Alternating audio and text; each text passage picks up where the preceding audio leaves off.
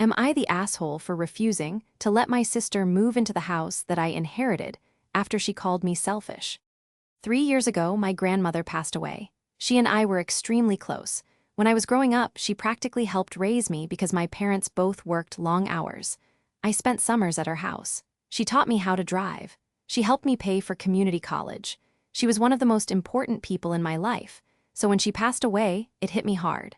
What I didn't expect was that it would completely destroy my relationship with my sister. For context, I am 30 years old female. My sister, Ashley, is 34. Growing up, Ashley was always the favorite. Nobody in the family really denied it. If Ashley wanted something, people found a way to make it happen.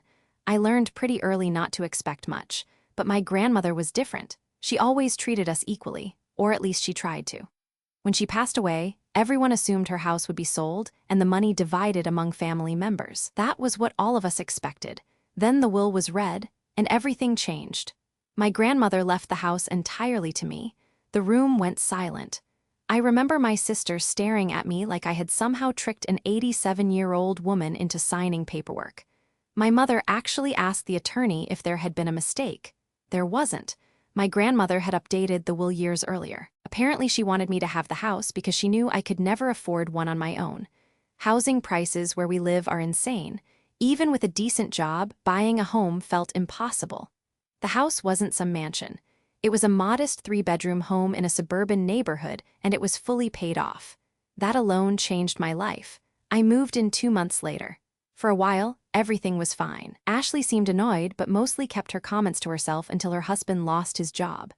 Suddenly, Ashley started talking about how difficult things were financially. At first, I felt bad. Then the hints started. She would mention how much rent was costing them, how crowded their apartment felt, how hard it was raising 3 kids.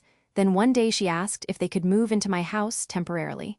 This made me feel uncomfortable immediately, because I knew Ashley. Temporary had never meant temporary. I asked how long. She said, maybe a few months.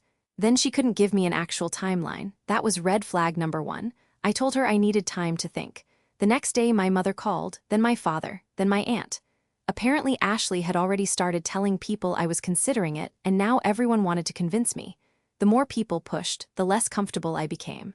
After some time, I politely, but firmly told her no. She did not take it well at all. She accused me of forgetting family and said that our grandma would be ashamed of me. That comment alone almost made me hang up, because grandma was the entire reason I had the house. The person she was trying to use against me had literally chosen me, not her. The next few weeks became miserable. Family dinners became awkward, because Ashley made passive-aggressive comments constantly. If somebody talked about housing prices, she would say, "Some people are lucky enough to get handed a house." And if somebody mentioned money, she would look directly at me. At first, I tried ignoring it. Then came Thanksgiving, and this is where things completely exploded. While eating dinner, my uncle asked how everybody was doing. Ashley immediately started ranting about her financial struggles. Then she looked at me and said, "It must be nice having a giant empty house while your family struggles." The entire table went quiet. I honestly couldn't believe she said it. I replied, "It isn't empty, I live there." A few people laughed. Ashley did not. She started crying, actually crying. Then she stood up and told everyone I was selfish, that I cared more about property than family, that I had chosen a building over my nieces and nephews, and somehow, people started agreeing with her. Not everyone, but enough. For the first time, I genuinely wondered if I was losing my mind. Was I actually being selfish? Was I supposed to let 5 people move into my house indefinitely? About 2 weeks later, one of Ashley's friends accidentally messaged me instead of someone else. The message read, "Did you tell her about the refinancing plan yet?" I had no idea what that meant, so I asked. The friend immediately unsent the message, but it was already too late. I had already seen it. Later, I found out that Ashley and her husband apparently were discussing ways to eventually put the house into both our names if they moved in. They were talking about shared ownership. They had even spoken with the bank. That was the moment every ounce of guilt disappeared, because suddenly it all made sense. It was never about temporary housing. It was about getting access to the house. When I confronted Ashley, she completely lost it. She accused me of spying, of violating her privacy, and of betraying her trust, which was ironic considering she had been trying to figure out how to gain ownership of my house. Then she said something I will never forget. She looked me directly in the eye and said, "Grandma should have left it to me anyway." That was it. She genuinely believed she deserved the house more than I did, even though I had spent years helping Grandma while Ashley rarely visited.